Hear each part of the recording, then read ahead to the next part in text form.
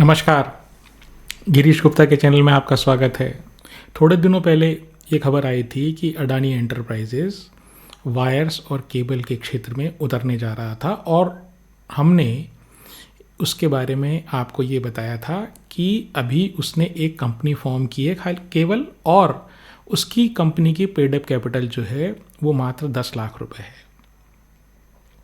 बाज़ार में वैसे कई अफवाहें ऐसी है कि ये अडानी की कंपनी कोई अधिग्रहण करेगी और उसके बाद ही ये अपना काम चालू कर पाएगी, यानी कि ये production right from the scratch या बिल्कुल बिगिनिंग से स्टार्ट नहीं करेगी, कोई अधिग्रहण कर लेगी। लेकिन अधिग्रहण के लिए भी इस कंपनी को कुछ पूंजी की आवश्यकता होगी। तो हमारा मानना ये है कि अभी भी कुछ टाइम है कि अडानी वायर और केबल के वो कारोबार में एक कोई सिग्निफिकेंस या बड़ी प्रेजेंस अपनी दर्ज करा सके। खैर, ये बात जब आई बाज़ार में तो जो केबल और वायर्स के एग्जिस्टिंग प्लेयर्स थे उनकी इस तरह से पिटाई हुई जैसे कि वो कोई सौतेली माँ के बच्चे हों, और बाज़ार ने इससे भी महत्वपूर्ण एक खबर को इग्नोर कर दिया या नकार दिया, या वो मीडिया में सामने नहीं आई। वो चलिए हम आपको बताते हैं। देखिए, अडानी जो है ना, वो नए नए व्यापार में लगातार या तो कंपनी फॉर्म कर रहा है या वो किसी कंपनी का अधिग्रहण कर रहा है। तो जैसे आप जानते हैं कि हमने एक वीडियो बनाया था जिसमें हमने बताया था कि भारत में जो पॉलीसिलिकॉन है, यानी कि जिससे सोलर सेल बनाए जाते हैं, उसकी बनाने की कैपेसिटी खाली अडानी एंटरप्राइजेस की एक सब्सिडियरी कंपनी के पास है और अन्य किसी कंपनी के पास नहीं है भारत में। और सारे जो सिलिकॉन वेफर्स हैं वो चाइना से भारत में इंपोर्ट होते हैं। इसके अलावा शायद आपको पता हो कि अडानी जो है वो डेटा सेंटर के कारोबार में भी है। और अभी इन्होंने जो खबर का मैं आपको रेफरेंस दे रहा हूँ वो खबर आई है 20 मार्च को। 20 मार्च को इन्होंने एक कंपनी का अधिग्रहण किया है। वो कंपनी जो है वो एक इंडियन स्टार्टअप है, और वो अधिग्रहण अडानी एंटरप्राइजेस की एक होली ओन सब्सिडरी जिसका नाम अडानी ग्लोबल मॉरिशस है, उसने किया है। और जिस कंपनी का अधिग्रहण उन्होंने किया है उस कंपनी का नाम है parsers lab India private limited. अब ये कंपनी करती क्या है? देखिए, ये जो कंपनी है ना, ये artificial intelligence, sovereign artificial intelligence और क्लाउड सर्विसेज देने का काम करती है।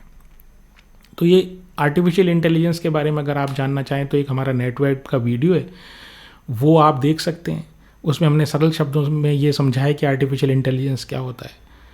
और अब एक नई टर्म आपके सामने आई है, वो है सोवरेन आर्टिफिशियल इंटेलिजेंस। अब इसको समझते हैं। देखिए, आर्टिफिशियल इंटेलिजेंस जो है वो एक मशीन की कृत्रिम बुद्धि है, ठीक है। तो वो मशीन को आप ट्रेन करते हो किसके थ्रू? कुछ डेटा के थ्रू। वो डेटा जो है वो कहाँ से आता है? अब जैसे मान लीजिए आपको किसी व्यक्ति को संस्कृत सिखानी हो, तो संस्कृत के ग्रंथ कहाँ से आएंगे, या संस्कृत सीखने का तरीका आपको कहाँ से मिलेगा? अब वो कैसे अभिज्ञान शाकुंतलम जो कालिदास की रचना है उसको कैसे इंटरप्रेट करेगा? उसको पहले सिखाया जाएगा। तो वो जो किताब है वो इंडिया में अवेलेबल है, ठीक है। इसी तरीके से मान लीजिए कोई जो भी डेटा होता है वो एक देश का डेटा, संस्कृत जो है वो भारत में चलती है, तो भारत से रिलेटेड वो डेटा है। अब इसका अगर उपयोग बाहर की कंपनियां करेंगी तो वो जो कृत्रिम बुद्धि के ऊपर अधिकार है, जिसने वो बनाई कृत्रिम बुद्धि, उसी के ऊपर रहने वाला है। तो हर देश अब इस बात के लिए चिंतित है कि कृत्रिम बुद्धि या आर्टिफिशियल इंटेलिजेंस जो है ना, वो किसी प्राइवेट कंपनी की भपौती नहीं रहे, और हम खुद यानी देश का, एक पर्टिकुलर देश का एक अधिकार उसके ऊपर रहे। यानी देश जो है ना, उसका अधिकार इस कृत्रिम बुद्धि पे होना चाहिए, किसी प्राइवेट कंपनी का नहीं है, क्योंकि डेटा उस देश का है। तो ये जो कंसेप्ट है ये है सोवरेन आर्टिफिशियल इंटेलिजेंस। देश का माल देश में और देश के काम आए, ठीक है। सोवरिन किसको बोलते हैं? संपूर्ण प्रभुत्व संपन्न किसी देश को सोवरिन बोलते हैं। तो ये जो कंपनी है parsers lab India private limited, ये सोवरिन आर्टिफिशियल इंटेलिजेंस और क्लाउड सर्विसेज के बारे में, क्लाउड सर्विसेज के एरिया में काम करते हैं। और वो क्लाउड सर्विसेज के बारे में भी हमने नेटवेब वाले वीडियो में बताया आपको, आप चाहें तो उसे देख सकते हैं।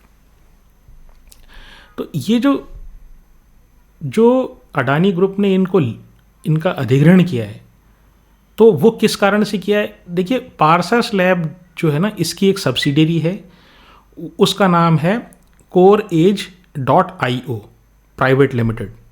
ठीक है, वो जो है ना, वो क्लाउड सर्विसेज ऑलरेडी प्रोवाइड कर रही है। किन किन को कर रही है? जो एग्जिस्टिंग क्लाउड सर्विसेज के प्लेयर्स हैं उनको, गवर्नमेंट डिपार्टमेंट्स को और टेलीकॉम सर्विस प्रोवाइडर्स को। और इसकी जो रेवेन्यू है, इस कंपनी की जो टर्नओवर है, इस टर्नओवर वो पिछले साल 46 करोड़ था, उससे पिछले साल 29 करोड़ था और उससे पिछले साल 12 करोड़ था। यानी लगातार इस कंपनी के, यानी ये जो अब जिस कंपनी का अधिग्रहण इन्होंने अडानी एंटरप्राइजेस की एक सब्सिडियरी ने किया है, उसका टर्नओवर लगातार बढ़ रहा है।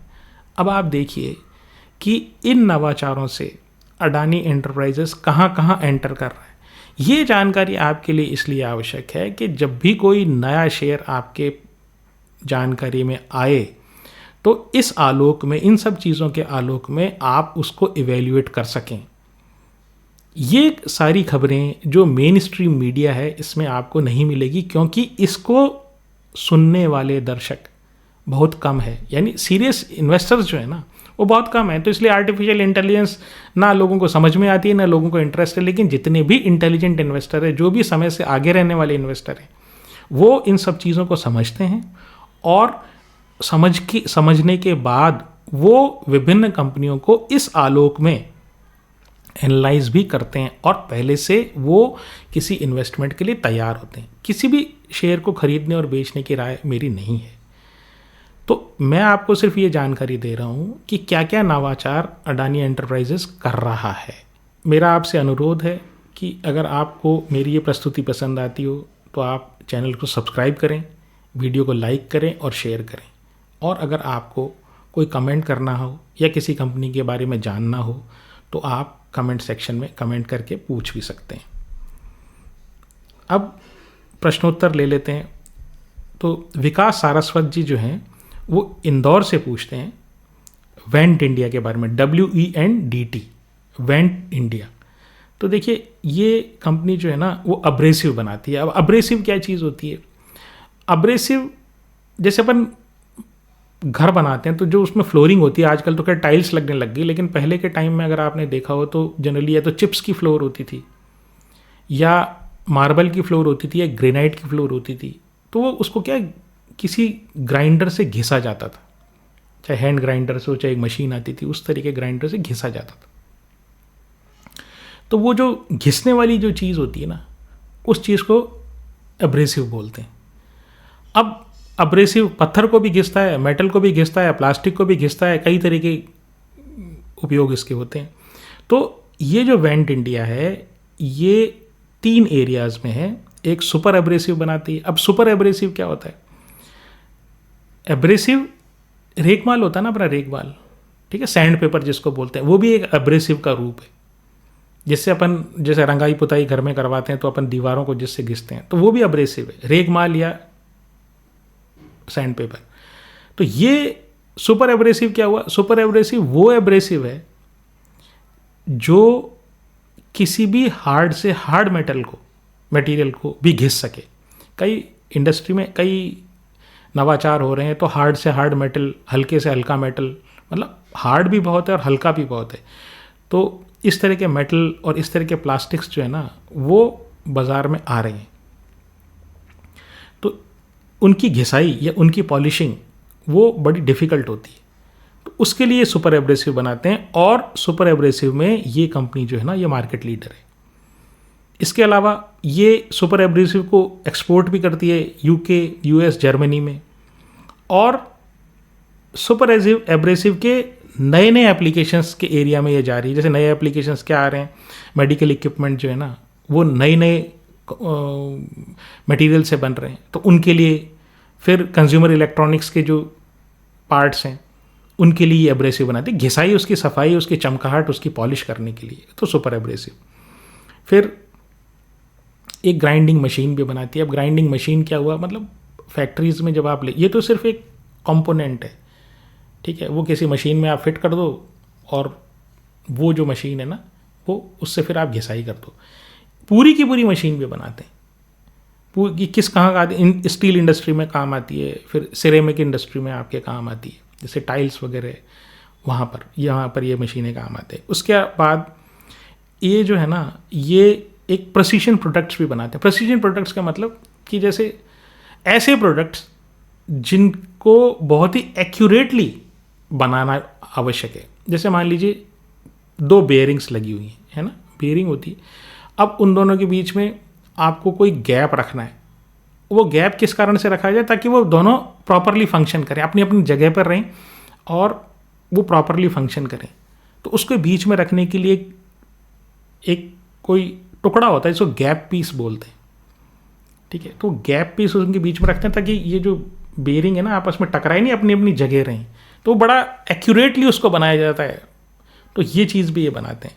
फिर जो ये मशीनें बेचते हैं, तो ये अब ये सोचते हैं कि इनका ये मशीनें तो हमने बेच दी, लेकिन अब इसकी AMC हम करते हैं, सर्विसिंग करते हैं। क्योंकि सर्विसिंग में लगता कुछ नहीं है, पार्ट के पैसे ले लो और उसकी धुलाई पोछाई कर दो, उसमें सामने वाला आपको पैसे देने को तैयार होता है, क्योंकि आप जो है ऑथोराइज सर्विस और प्रॉपर सर्विस आपको उसकी करके दोगे, क्योंकि आपने बना के दिए। तो ये सब चीज़ें। अब 70% इनका रेवेन्यू इंडिया से आता है, 30% ये एक्सपोर्ट करते हैं, ठीक है। अब इसका जो मार्केट कैप है, छोटी कंपनी है, काफ़ी छोटी कंपनी है, 2000 करोड़ का मार्केट कैप है, ROE 19% है, डेट है नहीं, बिल्कुल डेट नहीं है, PE 50 का है, 3 साल की सेल्स ग्रोथ 18% की है, प्रॉफिट ग्रोथ 48%, 48% का है, प्रमोटर की जो होल्डिंग है वो 75% है, FII की नेग्लिजिबल है, DII की करीब 6.7 है और पब्लिक के पास 18% है।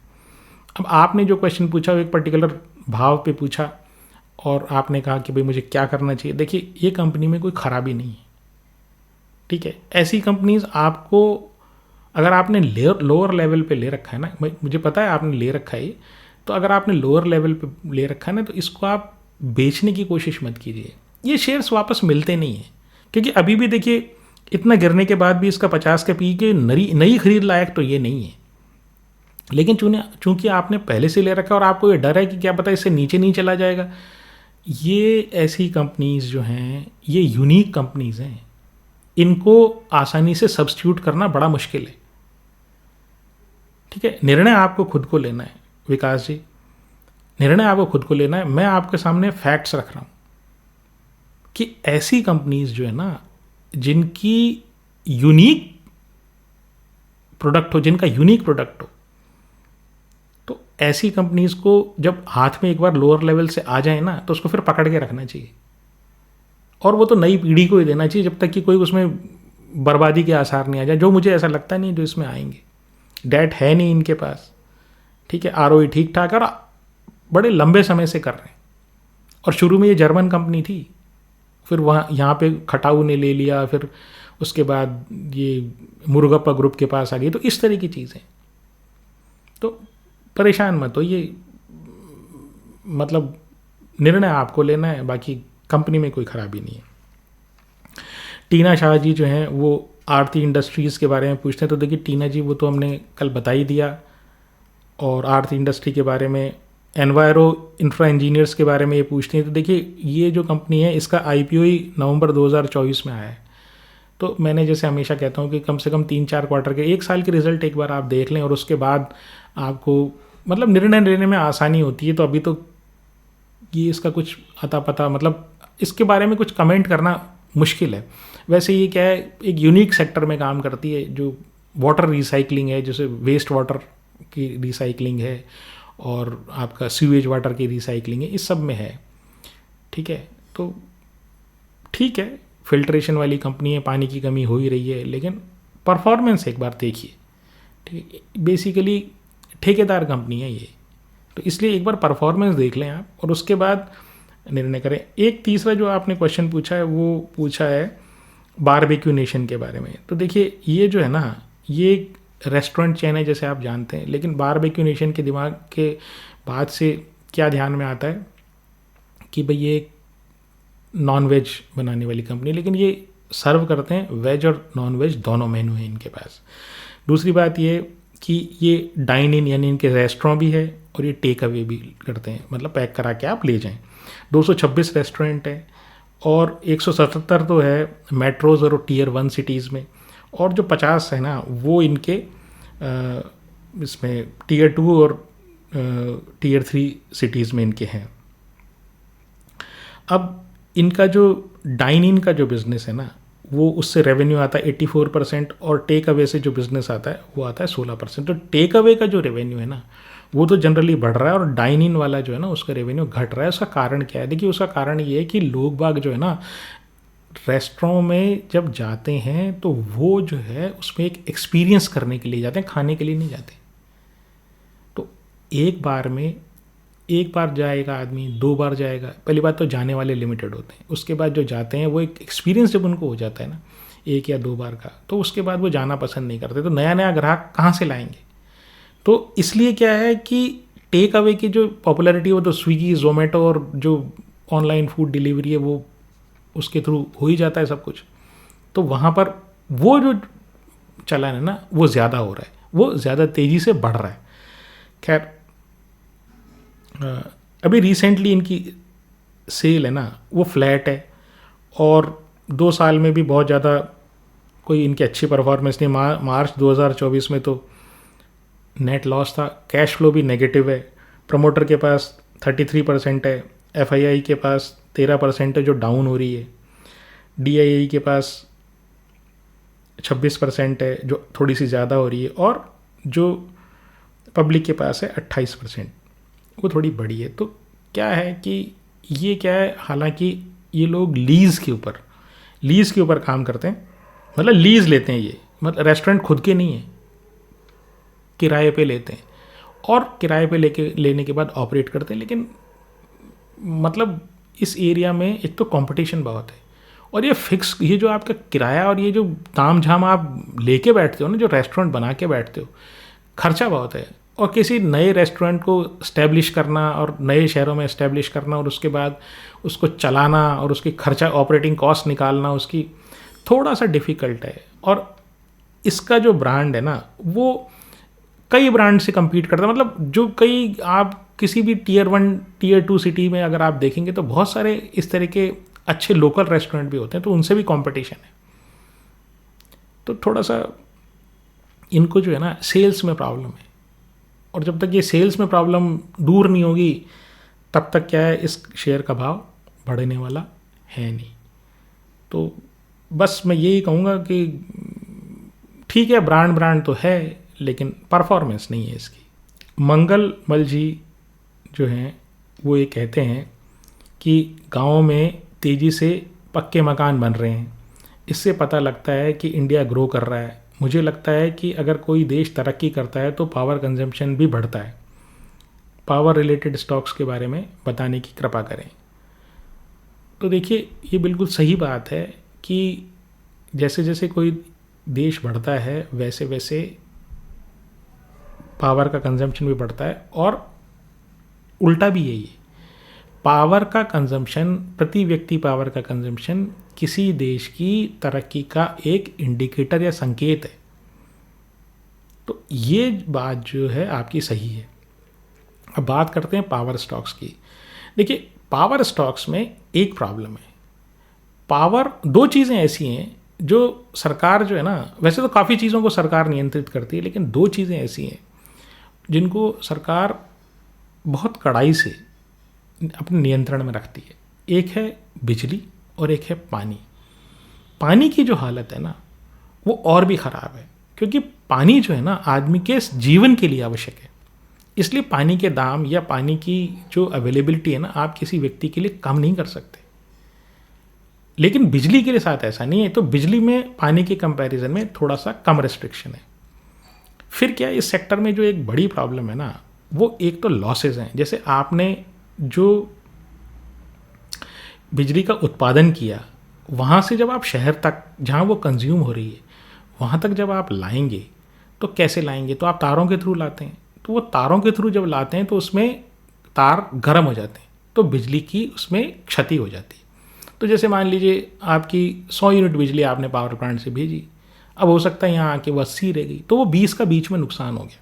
उदाहरण के लिए बता रहा हूँ मैं। तो अभी हमने एक जो वीडियो बनाया था वो उसमें कि हमारे एक मित्र ने, हमारे दर्शक ने टाटा पावर के बारे में पूछा था। तो उसमें हमने बताया कि भाई ये जो कंपनीज़ हैं, पावर की कंपनीज़, ये फॉसिल फ्यूल से यानी कि कोयले से शिफ्ट हो रही है रिन्यूएबल एनर्जी रिसोर्स की तरफ। तो एक तो परिवर्तन इनमें ये है, लेकिन इनके साथ प्रॉब्लम दूसरी ये है कि जब आप डिस्ट्रीब्यूट इसको करने जाते हो, बिजली तो आपने बना ली, बिजली बना के तारों के थ्रू आपने भेज भी दी, जैसे ही आप उसको भेजने जाओगे तो वहाँ एक डिस्ट्रीब्यूशन कंपनी होगी।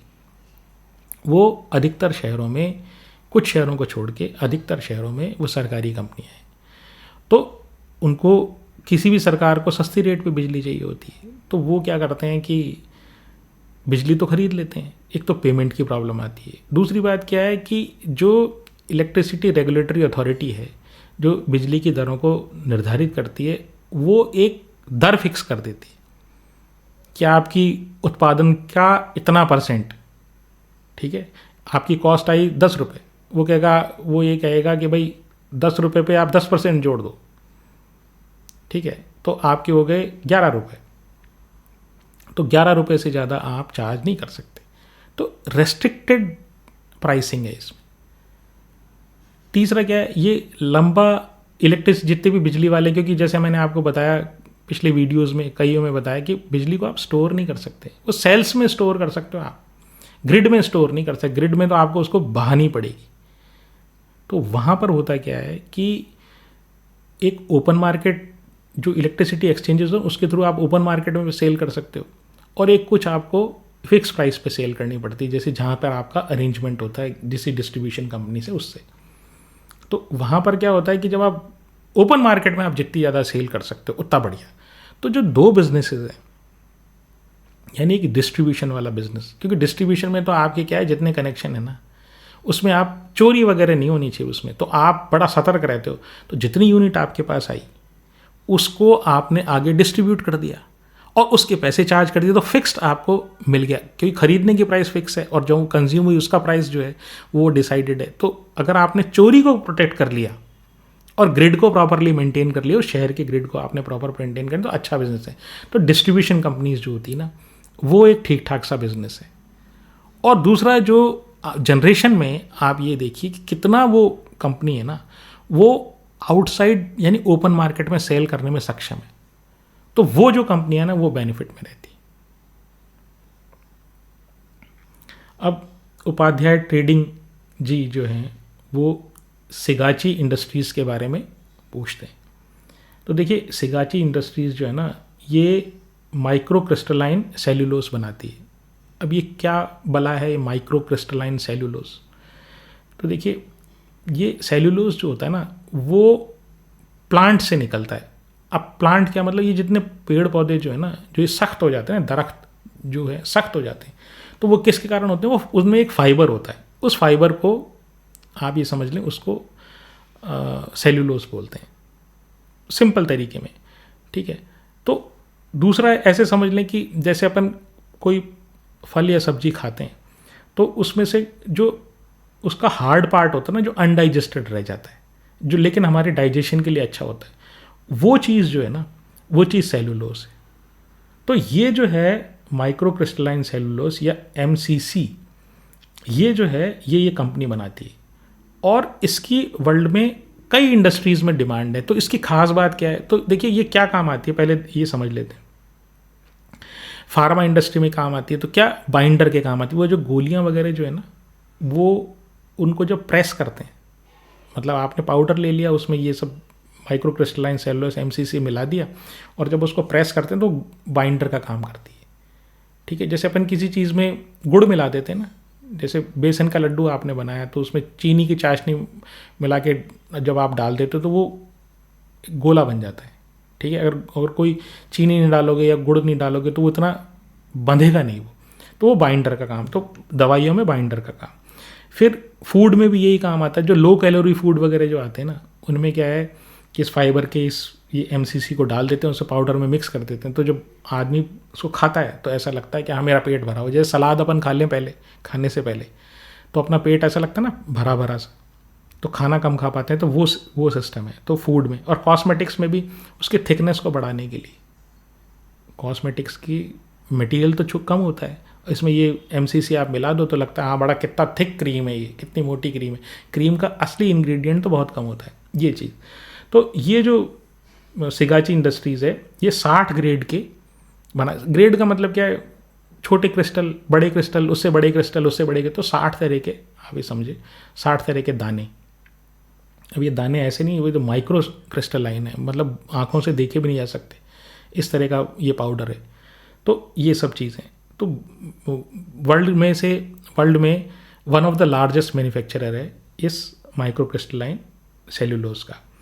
और इनके 3 बिजनेस वर्टिकल्स हैं।